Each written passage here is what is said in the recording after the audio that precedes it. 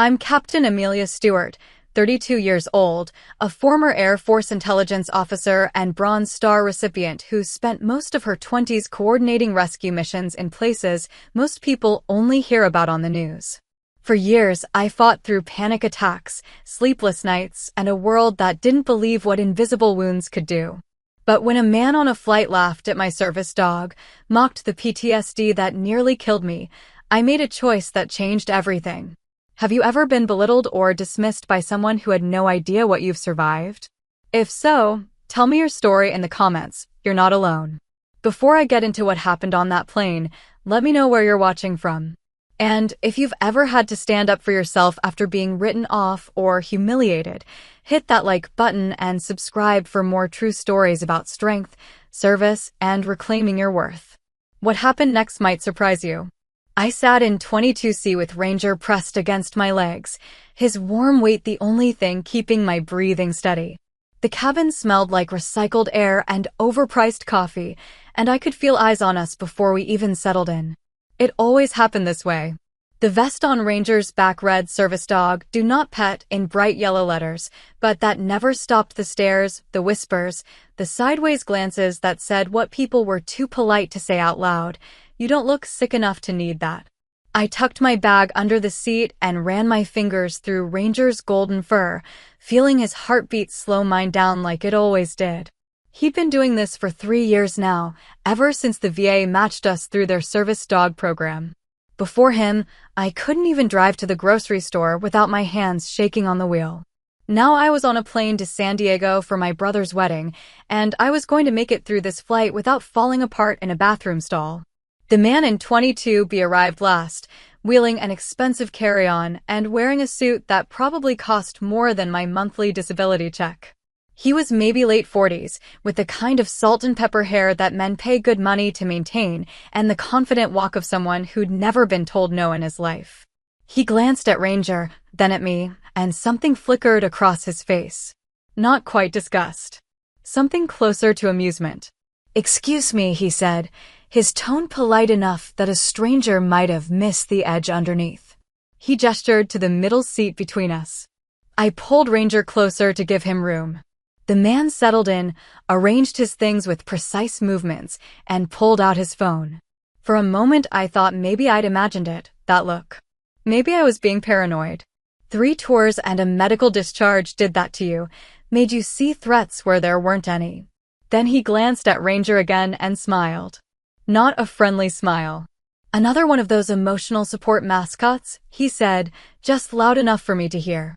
"Must be nice, getting to bring your pet everywhere." I kept my eyes forward, watching the flight attendants demonstrate oxygen masks for the 100th time in my life. Ranger shifted, sensing the change in my pulse before I even felt it myself. His training was impeccable. He'd been taught to recognize the signs: elevated heart rate, shallow breathing, the slight tremor that started in my hands and worked its way up my arms. "He's a service dog," I said quietly. "Certified through the VA." "Sure he is." The man's voice carried that same half-joking tone, the kind that let him deny he meant anything by it if I pushed back. "Everyone's got PTSD these days. Must be nice to get special treatment." I didn't answer. There was nothing to say that he'd hear. I'd been through this before at restaurants, at the mall, once at a movie theater when a manager asked to see Ranger's papers even though the law said I didn't have to show them. People like this man, they didn't want to understand. They wanted to feel superior, to look at someone like me and think, at least I'm not that weak. The plane started taxiing, and I focused on the rhythm of it, the way the engines hummed beneath us. Ranger put his head on my knee, and I rested my hand on his neck, feeling his pulse against my palm. In through the nose, out through the mouth. The therapist at the VA had made me practice this breathing for 6 months before she'd even submit my name for the service dog program. "You have to be able to help yourself before a dog can help you," she'd said. "I mean, don't get me wrong," the man continued, apparently interpreting my silence as permission. "I respect the military. My grandfather was in Korea. But you young people, you're also," he waved his hand vaguely, "fragile. Back then, soldiers just dealt with it. They didn't need therapy dogs and safe spaces." My jaw clenched. Ranger felt it and pressed harder against me, grounding me in the present, in this seat, in this moment. Not in Kandahar. Not in the medical tent where they'd piece Sergeant Morrison back together while I held what was left of his hand. Not in Al Udeid where I'd spent 72 hours straight coordinating medevac flights until my hands shook so badly I couldn't hold a pen. You just don't know what it was like, I said softly, still not looking at him. What was like? He sounded genuinely curious now, like this was just an interesting intellectual debate. Being in the military? My taxes pay for your service, sweetheart. I think I've earned the right to have an opinion about it. The flight attendant's voice crackled over the intercom, announcing our departure time. 1600 hours. 4 o'clock. I'd been awake since 0500, had driven 3 hours to the airport, had gone through security where the TSA agent saw Ranger's vest and thanked me for my service without meeting my eyes. It was always like that. Thank you for your service in one breath. You don't look disabled in the next. You military types are all the same, the man said, settling back into his seat as we accelerated down the runway. PTSD this, PTSD that. Maybe you just missed the attention. The words hit like a gut punch, sharp and sudden and precisely aimed. I'd heard variations before from my father who'd served in Vietnam and thought I should just toughen up, from my ex-husband who'd left because he couldn't handle the nightmares, from strangers on the internet who saw my testimony before Congress and called me a crisis actor. But hearing it here, trapped in this aluminum tube at 30,000 feet with nowhere to go, made something crack in my chest. Ranger nudged my leg harder, his nose pressing insistent against my thigh. I was clenching my fists. My breathing had gone shallow.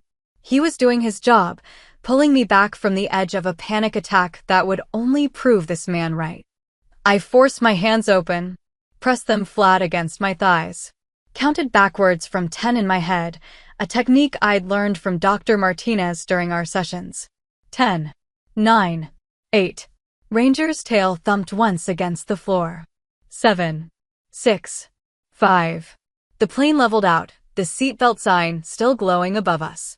4, 3, 2, 1. I'm not looking for attention, I said finally, my voice steady despite the earthquake happening inside my ribs. I'm just trying to get to my brother's wedding. The man snorted. Well, you're certainly getting it anyway.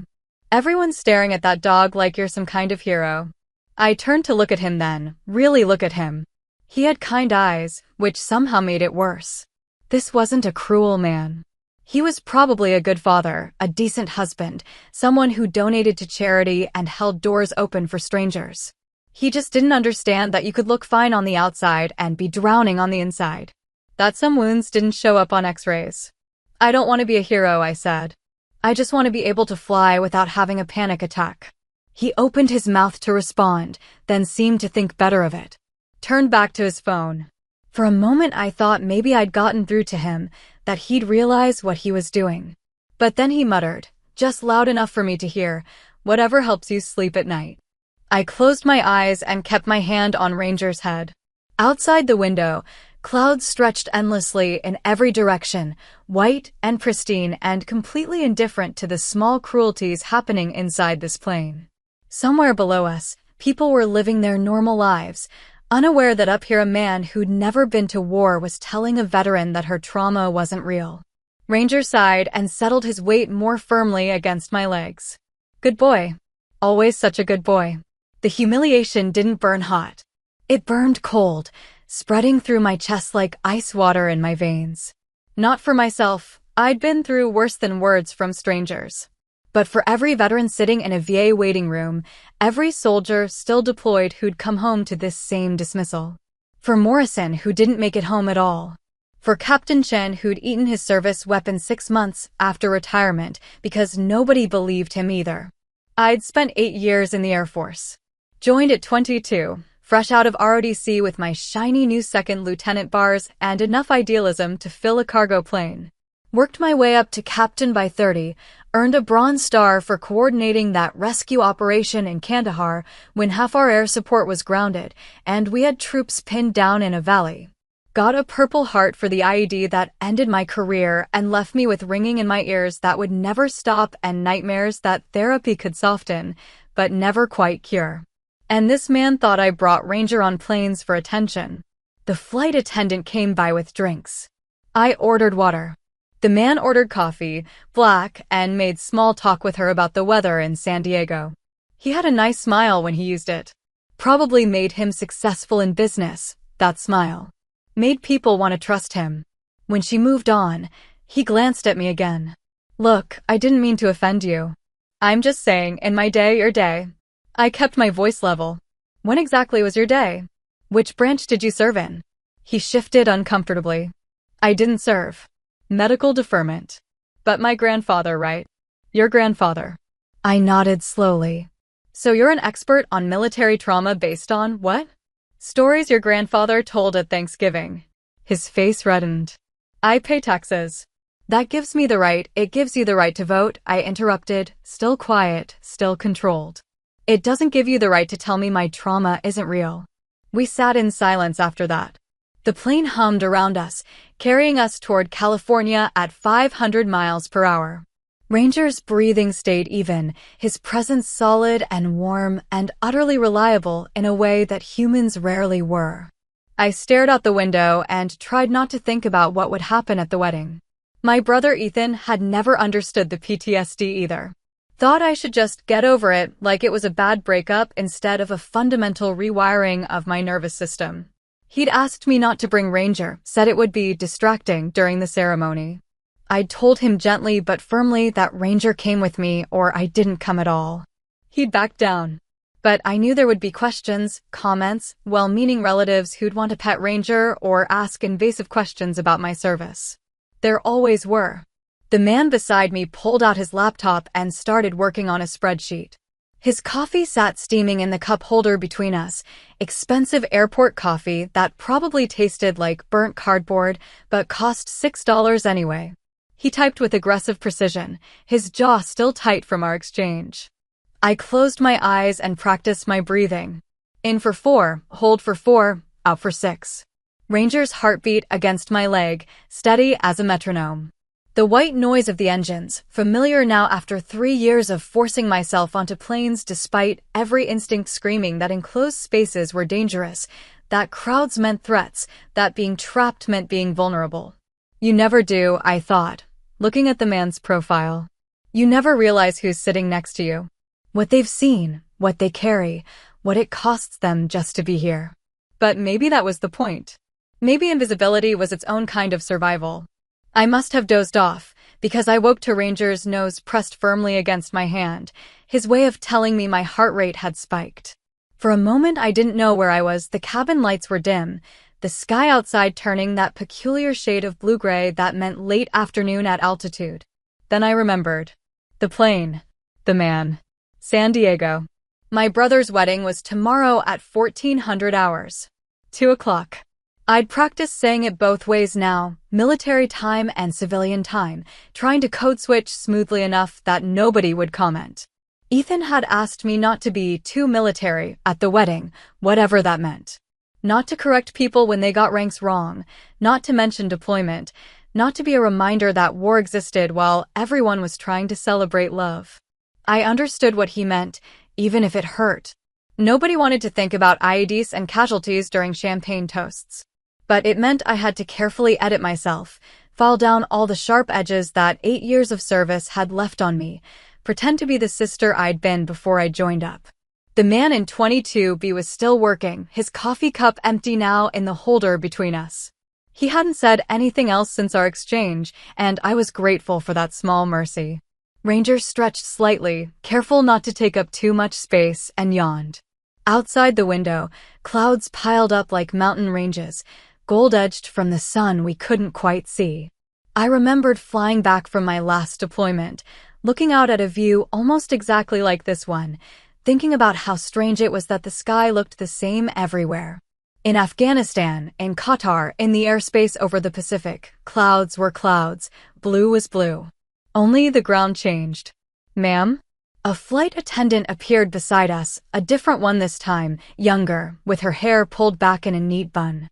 She crouched slightly so she was at eye level with me. I noticed your service dog. Are you both comfortable? Do you need anything? We're fine, thank you, I said automatically. It was always my first response. I'm fine. Even when I wasn't, even when the walls were closing in and my hands were shaking and every sudden noise sent adrenaline flooding through my system. I'm fine was the shield between me and people's pity. She smiled, but it was different from the man's smile earlier. This one reached her eyes. I just wanted to let you know, the captain's a veteran too. Navy, flew helicopters before he transferred to commercial. He gets it. Something loosened in my chest. That's good to know. If you need anything during the flight, anything at all, you just press the call button. Okay. She squeezed my shoulder gently before moving on to check on other passengers. The man beside me had heard the exchange. I could tell by the way his typing had paused, his fingers hovering over the keyboard. He cleared his throat. I didn't know, he said quietly. I didn't answer. Didn't know what? That service dogs were real? That PTSD was legitimate? That the woman in 22C had actually served instead of being some entitled millennial looking for special treatment? My son, he continued, and now his voice was different, smaller somehow. He enlisted last year. Army. He's deploying to Kuwait next month. I turned to look at him. His face had changed, the smug certainty replaced by something raw. Fear, maybe. The kind of fear that parents carried when their children went to war. How old is he? I asked. 22. Just graduated from basic. He closed his laptop slowly, like the spreadsheet didn't matter anymore. He wanted to be a medic. Said he wanted to help people. 22. The same age I'd been when I commissioned. Young enough to still believe in clear good guys and bad guys, old enough to legally sign your life over to the government. I remembered that feeling, the pride, the purpose, the absolute certainty that I was doing something important. Medics are good people, I said carefully. They save a lot of lives. Yeah. He rubbed his face with both hands. His mother's terrified. I keep telling her he'll be fine, that Kuwait's not like Iraq was, but he gestured vaguely. I don't actually know, do I? I've never been. My grandfather never talked about Korea except to say it was cold. So I don't know what to tell my son, or my wife, or myself. And there it was. The real reason for his comments earlier. Not cruelty, but fear looking for somewhere to land. He'd seen me with Ranger and thought, that could be my son someday. Broken, needing help, not the same person who left. It didn't excuse what he'd said, but it explained it. Tell him to listen to his NCOs, I said, echoing what my first commanding officer had told me on my first deployment. Tell him to take care of himself so he can take care of others. Tell him the job matters, but coming home matters more. The man nodded, his throat working. Is that what your commander told you? Lieutenant Colonel Harlow. Best CO I ever had. I smiled slightly, remembering her. She'd been 45 years old, tough as titanium, and had pulled me aside after our first contact to make sure I was okay. Really okay, not just saying I am okay. She saved my life more than once, and I never even saw her fire a weapon. How? She taught me that leadership wasn't about being fearless. It was about being afraid and doing the job anyway. She taught me that asking for help wasn't weakness, it was wisdom. I paused. And she taught me that PTSD wasn't something to be ashamed of. It was just your brain trying to keep you alive in a situation where it thought you might die. The man was quiet for a long moment. Then, I'm sorry. For what I said earlier. Are you? I kept my voice neutral. Or are you just scared now that you realize your son might come home needing what I need? He flinched. But he didn't look away. Both, maybe. Does that count? I considered this. Ranger's head was heavy and warm against my leg, his breathing deep and even. 3 years ago, I wouldn't have been able to have this conversation. I would have shut down, gone nonverbal, maybe excused myself to hide in the bathroom until the panic passed. But Dr. Ortiz had paired me with Ranger for a reason. She'd seen something in me that I couldn't see in myself, the capacity to heal, even if I'd never be fully healed. It counts, I said finally. But you should know, whatever your son experiences over there, if he sees combat, if he doesn't, he's going to come back different. Everyone does. And the best thing you can do for him is believe him when he tells you what he needs. Even if what he needs is a dog like yours? Especially if what he needs is a dog like mine. The cabin lights came up slightly as the flight attendants began preparing for our descent. I could feel the pressure change in my ears, the subtle shift in the angle of the plane. We'd been in the air for 3 hours and 45 minutes. In another 20 minutes, we'd be on the ground in San Diego, and I'd have to navigate the airport and the rental car and the hotel and all the small wars that came with being out in the world. But I'd have Ranger. And that made it possible. The announcement chime sounded, clear and bright over the ambient noise of the cabin. Static crackled through the speakers, and then a man's voice came through, calm and professional. Ladies and gentlemen, this is Captain Reeves speaking. We're beginning our initial descent into San Diego International Airport. We should be on the ground in approximately 20 minutes. Weather is clear, 72 degrees, and we're expecting a smooth landing. Standard stuff. I'd heard variations of this announcement on dozens of flights. I settled back in my seat, my hand automatically going to Ranger's head, preparing for the descent.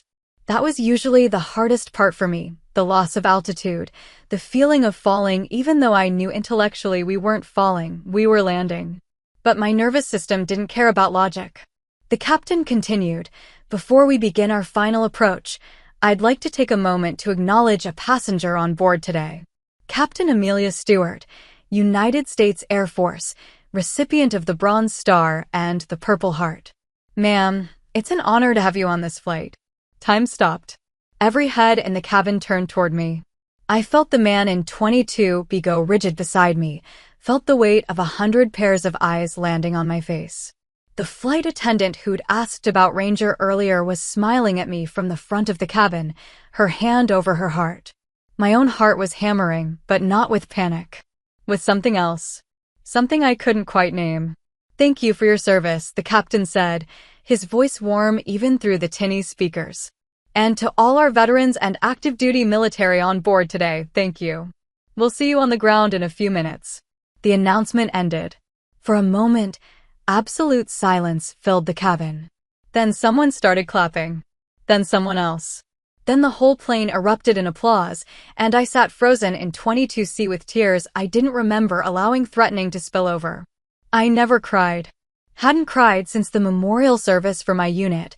Hadn't let myself cry because crying meant vulnerability and vulnerability meant weakness and weakness meant dying. But here I was, 32 years old and medically retired and sitting on a commercial flight, and I was crying. Ranger pressed against my leg, steady and sure and completely unconcerned with the attention. "Good boy. Such a good boy." The man in 22B was staring at me, his face completely white, his mouth slightly open. The coffee cup he'd been reaching for slipped from his fingers and hit the tray table with a dull thunk, brown liquid spilling across the white plastic and dripping onto his expensive slacks. He didn't seem to notice. I nodded toward the flight attendant who'd clearly told the captain about me, managed a small smile that probably looked more like a grimace. The applause faded as people turned back to preparing for landing, collecting trash, putting away laptops, checking that their seatbacks were upright and their tray tables were locked. But I could still feel the weight of what had just happened, heavy and complicated in my chest. The man beside me finally found his voice. "Captain Stewart." He stopped, started again. "I didn't know," I said softly, looking straight ahead, watching the flight attendants move through their practiced choreography. "You didn't." My voice wasn't cruel. It wasn't triumphant. It was just true. He hadn't known. Hadn't realized. Hadn't considered that the woman in 22C with the service dog might actually be someone who'd earned the right to have that dog, who'd paid for it in ways that had nothing to do with money. He stammered something else, an apology maybe, but I wasn't really listening anymore. I was focused on my breathing, on Ranger's solid presence, on the fact that in 15 minutes I'd be on the ground and this flight would be over and I'd never have to see this man again. The plane descended through layers of clouds, and I watched San Diego appear below us, all white buildings and blue ocean and palm trees that looked fake from this height. Somewhere down there, my brother was probably stressing about last-minute wedding details. unaware that his sister was up here having her identity broadcast to a plane full of strangers. I should have been angry. Or embarrassed. Or something. Instead, I just felt tired. The tired that no amount of sleep could fix, the kind that lived in your bones and made everything feel like wading through deep water. This was supposed to be a victory, wasn't it? The look on that man's face when he realized he'd been mocking an actual veteran, an actual wounded soldier. This was the revenge fantasy that people wrote stories about, the moment when the bully gets their comeuppance. But it didn't feel like victory. It felt like exhaustion. Because the truth was, this man, Mr. Businessman in his expensive suit with his son deploying to Kuwait, he was just one person. Tomorrow there'd be another person at the grocery store asking invasive questions about Ranger. Next week there'd be someone at a restaurant telling me I didn't look disabled. Next month there'd be a stranger on the internet insisting that PTSD was overdiagnosed and modern soldiers were soft. The captain's announcement hadn't changed that. It had just changed this one moment, on this one flight, with this one man. The wheels touched down with a gentle bump, and I felt my whole body relax in a way it hadn't since we'd taken off. Ground. Solid ground. We taxied toward the gate, the seatbelt sign still glowing, and I concentrated on breathing evenly and not letting the tears that had threatened earlier actually fall. Captain Stewart. The man's voice was barely above a whisper. I'm sorry. Truly. He stopped, then continued more firmly. There's no excuse for what I said. I was projecting my own fear onto you, and that wasn't fair. I turned to look at him then. Really look at him. He had tears in his eyes too, I noticed. His coffee-stained slacks, his clenched jaw, his hands gripping the armrests like he was the one who needed grounding. Your son, I said quietly, is going to need people who believe him when he comes home. Whatever he says, whatever he needs, believe him. Don't make him prove his pain to you. He nodded, unable to speak. The plane pulled up to the gate. The seatbelt sign dinged off. All around us, passengers stood and began collecting their belongings, the usual choreographed chaos of deplaning. But the man and I sat still, separated by the middle seat, connected by something neither of us had expected. Callan Briggs, he said finally, offering his hand across the empty seat. I looked at his hand for a long moment, then took it. His grip was firm but not aggressive, desperate but not demanding. Amelia, I said. Just my name, no rank. No title. Just the person I was trying to remember how to be. We let go. He grabbed his bag from the overhead bin, then paused. Will you? He stopped, started again. Would you be willing to talk to my son? Before he deploys? Maybe give him some advice from someone who's actually been there. I thought about this. About what it would mean to talk to a 22-year-old kid preparing to see things no 22-year-old should have to see. About whether I had anything useful to offer him, or if I'd just be another voice telling him things he wouldn't understand until it was too late. But I thought about Lieutenant Colonel Harlow and Dr. Ortiz, and the flight attendant who'd seen Ranger and thought to mention me to the captain. I thought about all the people who'd helped me when I couldn't help myself, who'd believed me when I couldn't believe myself. Give me your number, I said. I'll call you when I get back from the wedding. He pulled out his phone with shaking hands, and we exchanged contact information while the line of passengers moved slowly past us. The flight attendant who'd spoken to me earlier stopped by my seat. Thank you, she said simply. My husband's active duty. I wanted the captain to know you were here. Lydia Chin, I read from her name tag. Thank you for that. You didn't have to. Yes, she said firmly, I did. And then she moved on, and it was time for me to stand, to gather my things, to step back out into the world with Ranger at my side. The terminal was chaos, families reuniting, business travelers speedwalking to their connections, tourists with their sunburns and their roller bags. I wove through the crowd with practiced efficiency, Ranger clearing a path simply by existing. People saw the vest and moved aside without being asked. It was the one advantage of having him, this invisible bubble that kept the world at a manageable distance. At baggage claim, I waited for my single suitcase and thought about what I'd say to Ethan when I saw him. Whether I'd tell him about the flight, about the man, about the captain's announcement. Probably not. He wouldn't understand why it mattered, and I didn't have the energy to explain. Captain Stewart.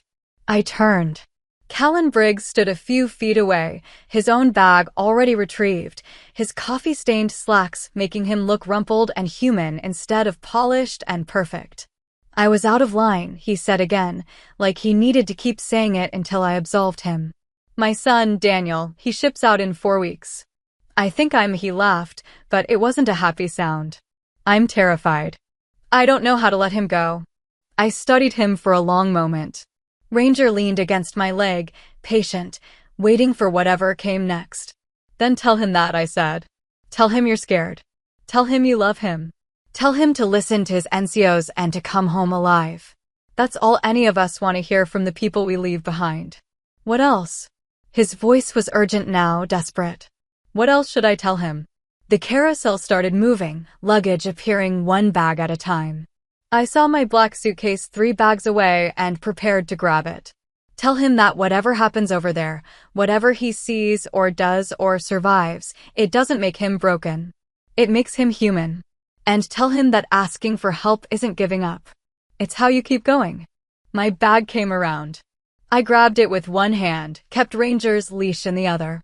Callan was still standing there, looking at me like I had answers I didn't actually have. "And tell him," I added softly, "that there are people like me on the other side. People who made it through and kept living. Tell him it's possible."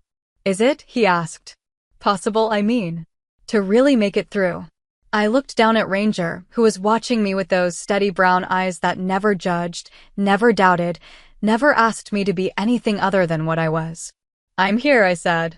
"That has to count for something." Callan nodded slowly. Then, impulsively, he stepped forward and hugged me, brief, awkward, but genuine. I stood stiff for a moment, not used to being touched by strangers, but then I let myself accept it. This man's fear, his apology, his desperate love for a son about to walk into danger. When he stepped back, he was crying openly. "Thank you. For your service. For talking to me. For not," he gestured helplessly. "For not telling me to go to hell, which I deserved." "You have a son deploying," I said simply. "That's its own kind of hell." He laughed again, watery but real. "Yeah, it really is."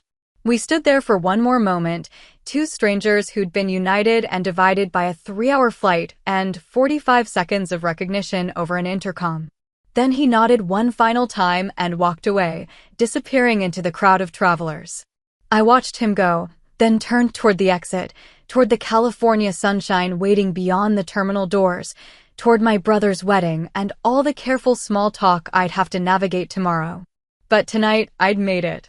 I'd gotten on a plane, survived a confrontation, accepted a public acknowledgement of my service, and managed to stand here without falling apart.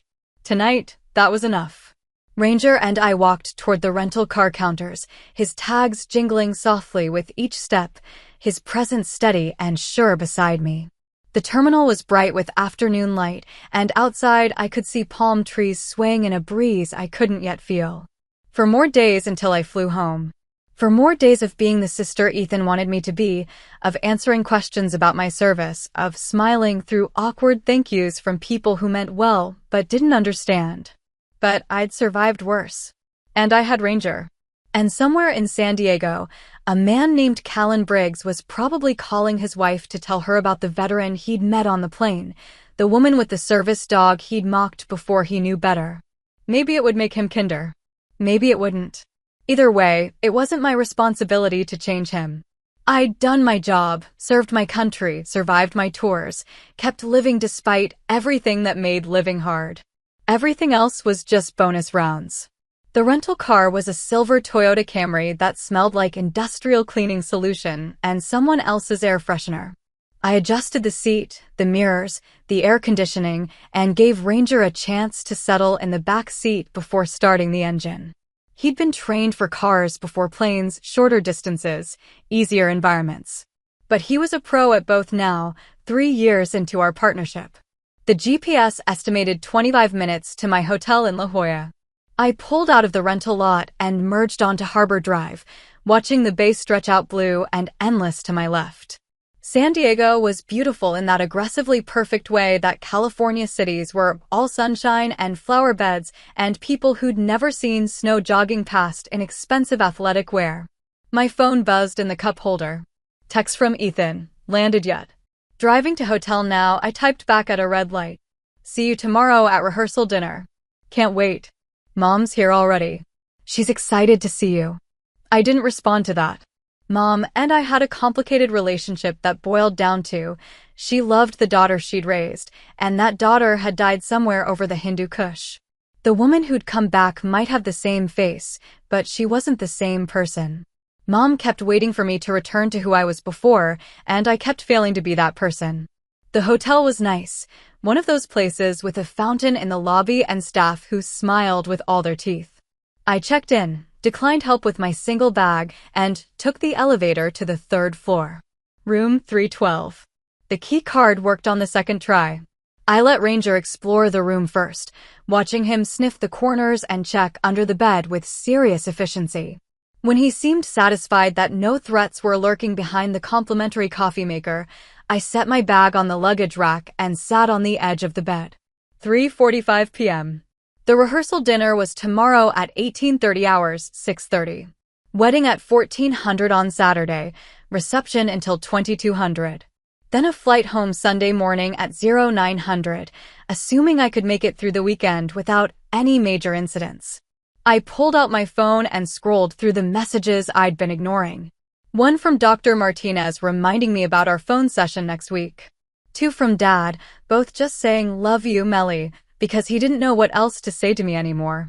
One from Jessica, my former roommate from officer training school, asking if I'd be at the Air Force Association reunion next month.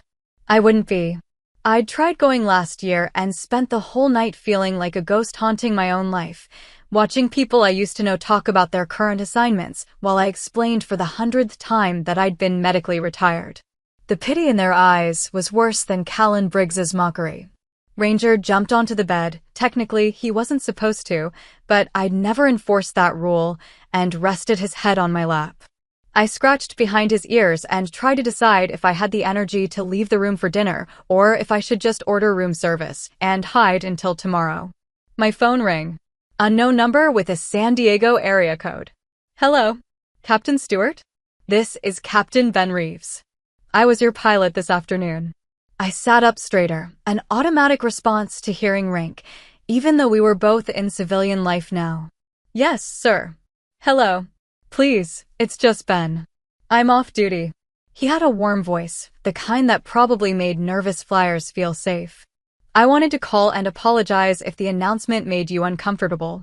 My flight attendant, Lydia, mentioned your service dog, and I thought you deserved recognition. But I realize now I should have asked first. It's fine, I said automatically. Then, more honestly, it was unexpected. But it was fine. I'm Navy, flew Seahawks for 12 years before I got out and went commercial. I know how it is, traveling with visible markers of service. People either thank you or judge you, no in between. That's accurate. I watched Ranger's chest rise and fall, his breathing already syncing with mine like it always did. Do you have a service dog? No, but my brother does. Marines, 2 tours in Hellmand. He's got a German shepherd named Sarge who won't let him sleep without checking the whole apartment first. Drives his wife crazy, but it keeps him functional. I smiled despite myself. Ranger checks under the bed. Every hotel room, every time. Won't settle until he's cleared all the corners. They're good dogs, Ben said quietly. Better than most people. Yeah, they really are. There was a pause, comfortable rather than awkward. I could hear ambient airport noise in the background, announcements, the beep of jetway equipment, the endless hum of a place that never stopped moving.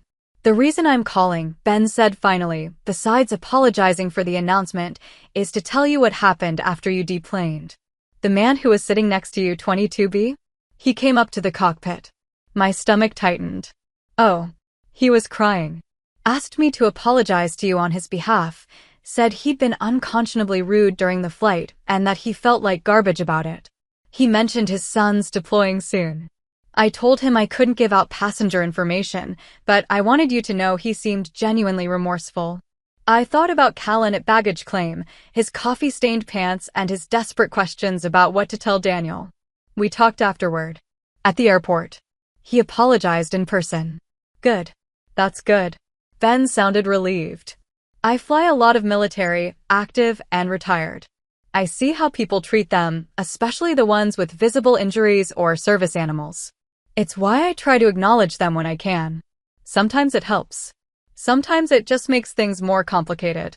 It helped today, I said, surprising myself by meaning it. It was uncomfortable, but it helped. I'm glad. Listen, I don't know if you're busy this weekend, but there's a veterans coffee meetup on Sunday mornings at a place in La Jolla. Nothing formal, just people who've served. I go when I'm not flying. You'd be welcome if you wanted to come. I looked at Ranger, who'd started snoring softly, his paws twitching in some dream I'd never fully understand.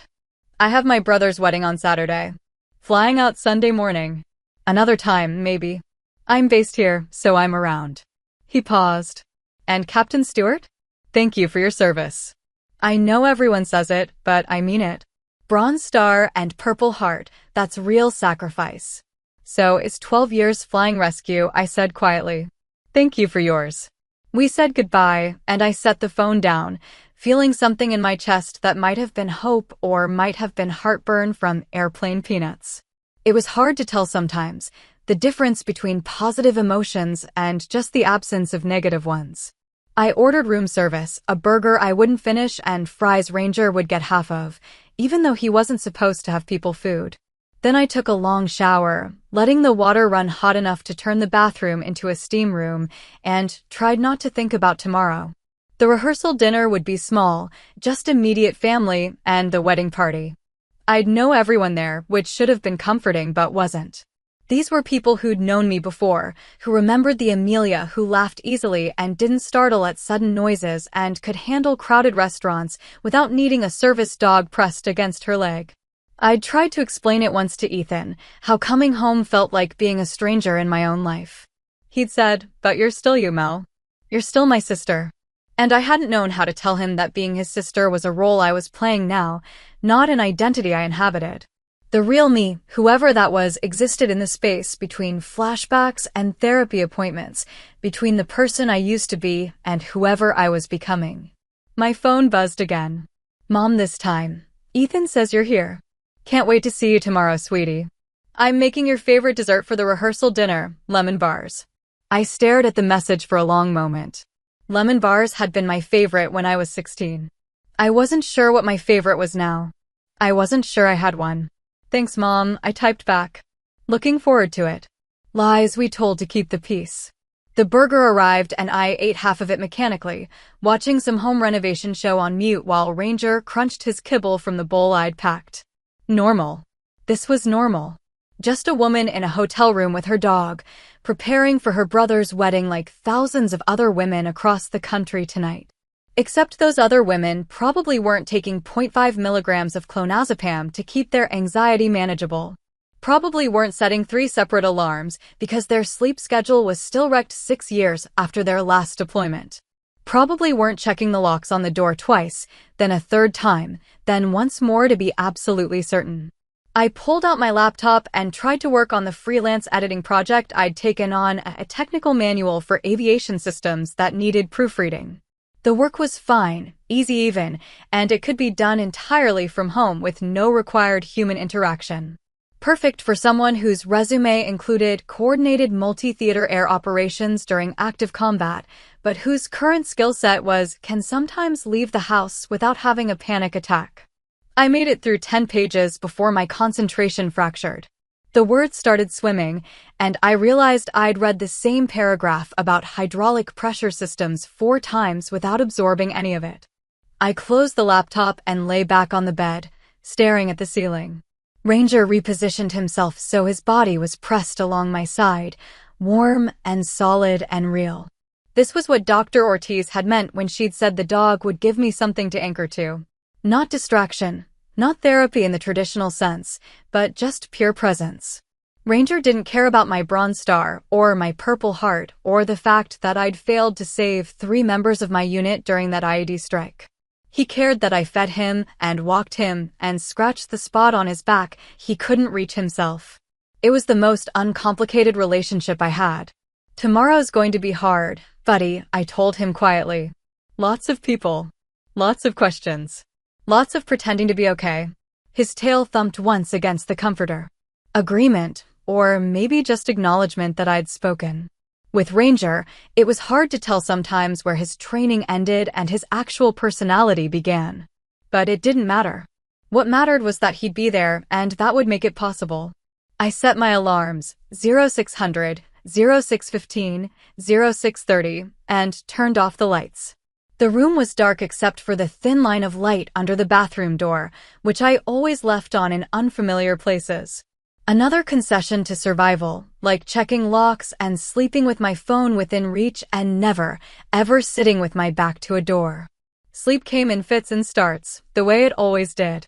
I dreamed about the plane, except in the dream Callan Briggs had a gun and the cabin was full of smoke and Ranger was trying to pull me toward the emergency exit, but I couldn't move, couldn't breathe, couldn't. I woke at 0315 with my heart hammering and Ranger's nose pressed against my face, his weight half on top of me in the deep pressure therapy he'd been trained to provide during panic attacks.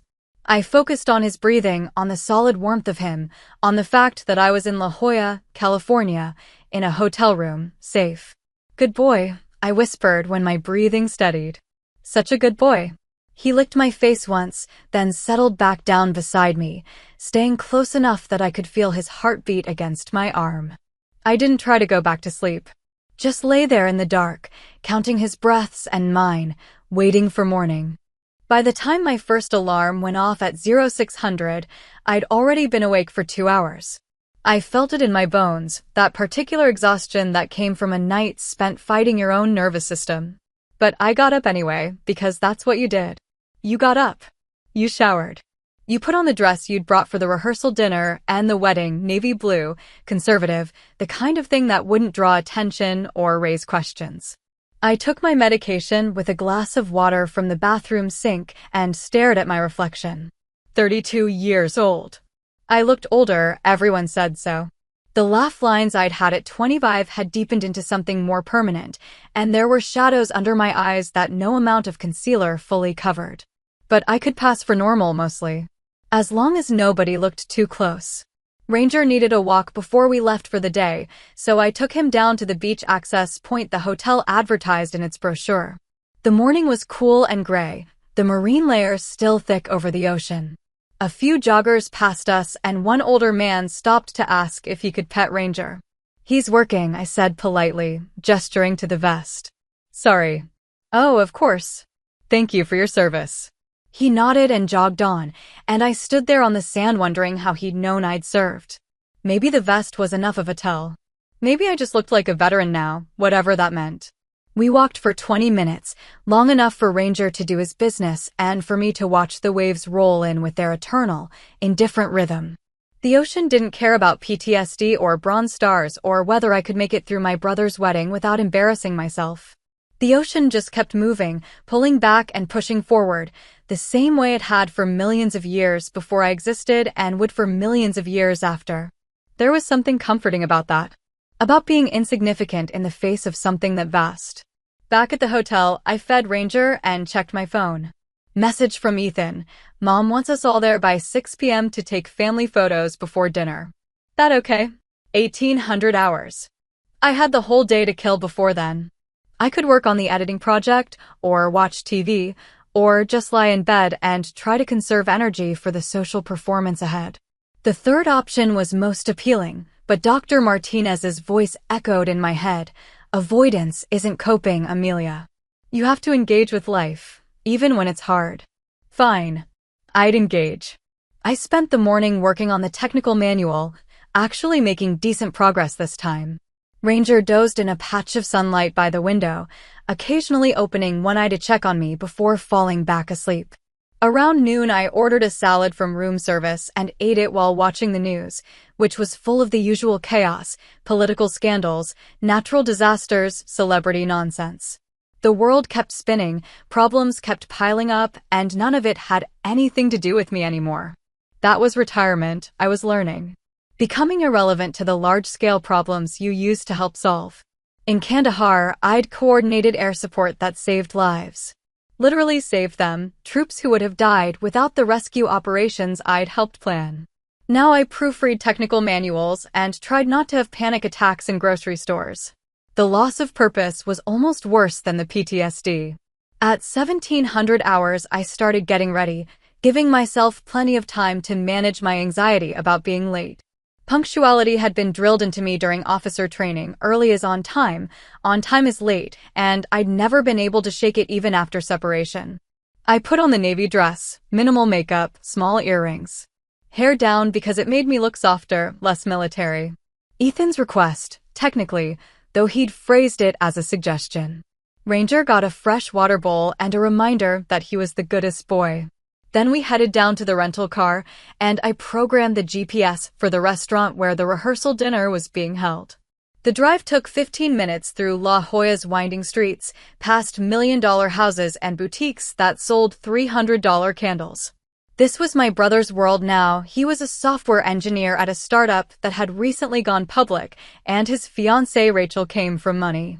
Old money, the kind that whispered rather than shouted. I'd met Rachel twice. She was nice in that polished way that people who'd never struggled were nice, genuine, but unable to fully comprehend hardship. She'd thanked me for my service both times we'd met, then immediately changed the subject like my military career was something slightly embarrassing, like having worked at McDonald's in high school. The restaurant was right on the water, one of those places with floor-to-ceiling windows and a hostess who looked like she'd stepped out of a fashion magazine. I gave my name, and she smiled with professionally whitened teeth. Oh yes, the Stewart party. They're already on the terrace.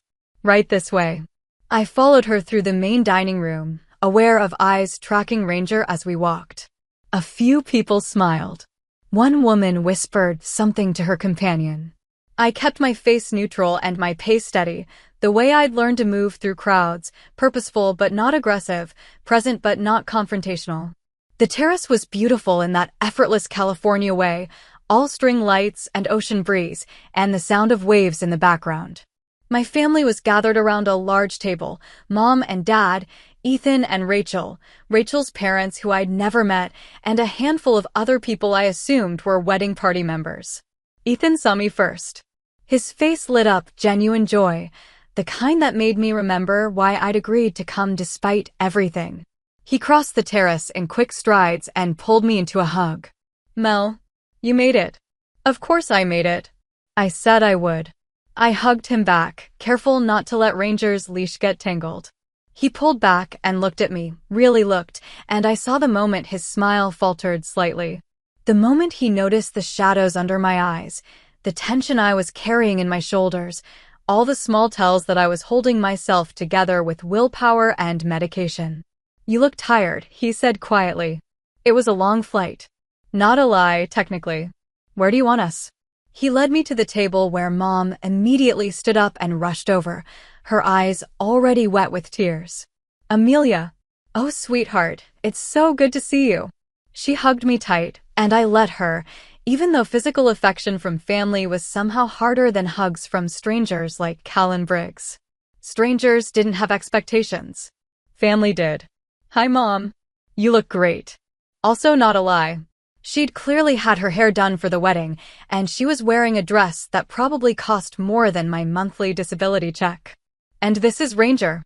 Mom crouched down, her hand already reaching out. Mom, don't, but she'd already touched him, and Ranger, bless him, stayed perfectly still in his working posture, tolerating the attention without engaging. He's working, I said, trying to keep my voice gentle. He can't be petted when he's in his vest. Oh, of course. Mom stood up, looking embarrassed. I forgot. I'm sorry. It's okay. It wasn't really, but we were in public and I wasn't going to make a scene at my brother's rehearsal dinner over a dog petting violation. Where should I sit? Dad appeared then, looking uncomfortable in a button-down shirt and slacks. He was a mechanic, had worked with his hands his whole life, and dress clothes always made him look like he was wearing a costume. He hugged me briefly, he'd never been demonstrative, and muttered, "Good to see you, Melly." "You too, Dad." The introductions began. Rachel's parents, Robert and Catherine, who smiled politely and thanked me for my service, with the same slightly uncomfortable tone that people used when they didn't know what else to say. The bridesmaids, whose names I immediately forgot. The groomsmen, including Ethan's best friend Marcus from college, who'd always been kind to me. The wedding planner, who wasn't eating with us, but was there to coordinate the schedule. I shook hands, smiled, made appropriate small talk, and tried to ignore the weight of all their attention on Ranger. He was the elephant in the room, or rather the dog on the terrace, and everyone was carefully not mentioning him while also clearly wondering about him. Finally, we sat down to eat. I'd been placed between Mom and one of the bridesmaids, a position that felt strategic, surrounded by women who would presumably be good at making conversation. Ranger settled under the table, his head resting on my foot, grounding me. The waiters brought wine. I declined. Alcohol and clonazepam didn't mix, and asked for water instead. Mom noticed. "Are you sure, sweetie? It's a celebration." "I'm sure. I don't really drink anymore." Her face did something complicated, understanding and worry and disappointment all at once. But she didn't push, just patted my hand and turned to talk to Rachel's mother about flowers or centerpieces or some other wedding detail. The bridesmaid next to me, Emma, I remembered after she reintroduced herself, tried gamely to start a conversation. "So you're Ethan's sister. He talks about you all the time. You're in the Air Force." "Was. I'm retired now." "Oh. You're so young to be retired. That must be nice, not having to work." I took a sip of water and tried to find a response that wouldn't sound bitter. "It's an adjustment. I bet." "So, what do you do now?" "Freelance editing, mostly. Technical documents." "That sounds interesting." Her tone suggested it sounded anything but. "And is Ranger your pet? Or is he a therapy dog?" "Service dog. He's trained to help with PTSD." The words hung in the air between us. Emma's smile didn't fade, but it changed, became more careful. "Oh, that's really good that you have him. I've heard service dogs are amazing." "They are." The conversation died there. Emma turned to talk to the bridesmaid on her other side, and I was left with my water glass and my racing thoughts and Ranger's steady presence against my leg. This was going to be a long night. Dinner was served in courses, some kind of fancy salad, then fish that was probably delicious, but tasted like cardboard in my mouth, then dessert that included Mom's lemon bars. Everyone complimented them. I ate one and remembered being 16, before the Air Force, before everything, when lemon bars were actually my favorite. They still tasted good. That was something. After dinner came the toasts. Dad stood up first, uncomfortable with public speaking, but pushing through it out of love for Ethan. He talked about watching his son grow up, about being proud of the man he'd become, about knowing Rachel would make him happy. It was sweet and awkward and genuine. Then Rachel's father stood up, smooth and polished and clearly comfortable with speeches. He talked about family, about tradition, about the joining of two lives. He mentioned how Rachel had always known what she wanted, and how glad he was that she'd found Ethan. Then it was the best man's turn, Marcus, who told embarrassing college stories that made everyone laugh. Then the maid of honor, Rachel's sister, who cried through her whole speech about sisterhood and love. And then Ethan stood up and looked directly at me.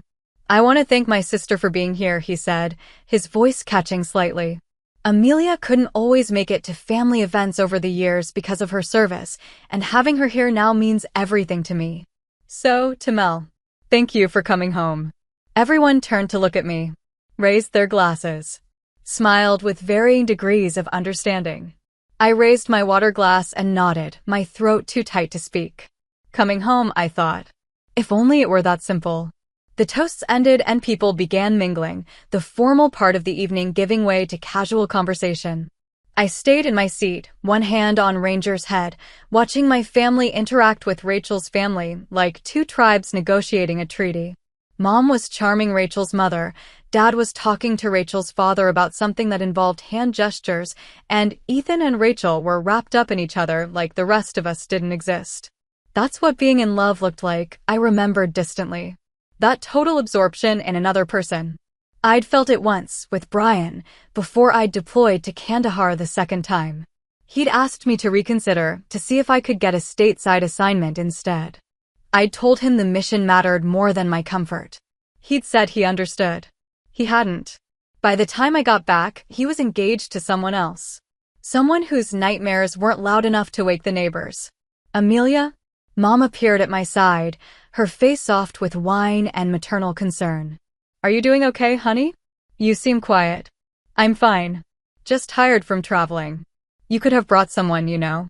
We put and guessed on your invitation. I know. It's just me and Ranger. She looked at the dog with an expression I couldn't quite read. He's very well behaved. I barely notice he's there. That's the point. But don't you ever feel, I don't know, limited? Always having to bring him places, having to explain to people. I counted to 5 in my head before answering. He's not a limitation, Mom. He's the reason I can be here at all. Oh, of course. I didn't mean, she stopped, started again. I just want you to be happy, sweetheart. To have a normal life. This is my normal life. She looked like she wanted to say more, but Dad called her over to settle some debate about the wine list, and she squeezed my shoulder before walking away. The touch was meant to be comforting. It just made me feel more alone. I stood up, needing air that wasn't full of my family's careful concern and Rachel's family's polite curiosity. Come on, Ranger. We made our way to the edge of the terrace, where the noise was less overwhelming. The sun had set while we ate, and now the ocean was just darkness and the sound of waves. String lights overhead made everything look magical, like we were all characters in some perfect story where weddings solved everything and love conquered all. Your dog is beautiful. I turned. Rachel's sister, the maid of honor, was standing a few feet away, holding a glass of wine. Sarah, I remembered. She was 25, worked in marketing or PR or something adjacent to social media. Thank you. His name's Ranger. Rachel mentioned you served in Afghanistan. That must have been intense. It was. She waited for me to elaborate. When I didn't, she sipped her wine and tried again. What was it like? Being in the Air Force? Necessary. Difficult. Important. I kept my answer short, hoping she'd take the hint. She didn't. Did you fly planes? Or, wait, that's probably a stupid question. What did you actually do? Intelligence officer. Coordinated operations. Oh, like spies and stuff? No. More like logistics and information analysis. That sounds cool. Another sip of wine. So, why did you stop?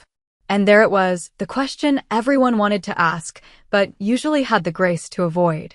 Why did you stop? What happened to you? Why aren't you still serving if it was so important? Medical retirement, I said, my voice flat. Got injured. Oh my God, that's awful. What kind of injury? I stared at her, this woman who thought it was appropriate to ask a stranger about their trauma at a rehearsal dinner. The kind I don't discuss with people I just met. Her face flushed. Right. Sorry. I was curious. My boyfriend might join the military, and I wanted to understand, tell him to think carefully about it, I said. And if he goes, make sure he takes care of himself. Physically and mentally. Is that what you did wrong? The question was out before she seemed to realize how it sounded. Her eyes widened. I didn't mean, I know what you meant. I took a breath, reminded myself that she was young and drunk and stupid, not malicious. I did everything right. Sometimes that's not enough. I walked away before she could respond, before I said something I'd regret, before the anger building in my chest turned into something uglier. Ranger pressed against my leg, sensing the spike in my heart rate, doing his job even though every person at this party was making his job harder. Marcus found me near the entrance, away from the main crowd. Hey Mel, you doing okay? I liked Marcus. He'd visited me at Walter Reed after I'd been stateside, hadn't asked invasive questions, just sat with me and talked about normal things like movies and music. He got it somehow, despite never having served. Your definition of okay might be different from mine. He smiled. Fair. Want to get some air? Actual air, not terrace air. Please. We walked down to the beach access, Ranger between us, and stood where the manicured restaurant grounds gave way to natural sand. The noise from the party faded into something manageable, just murmuring voices and the endless ocean.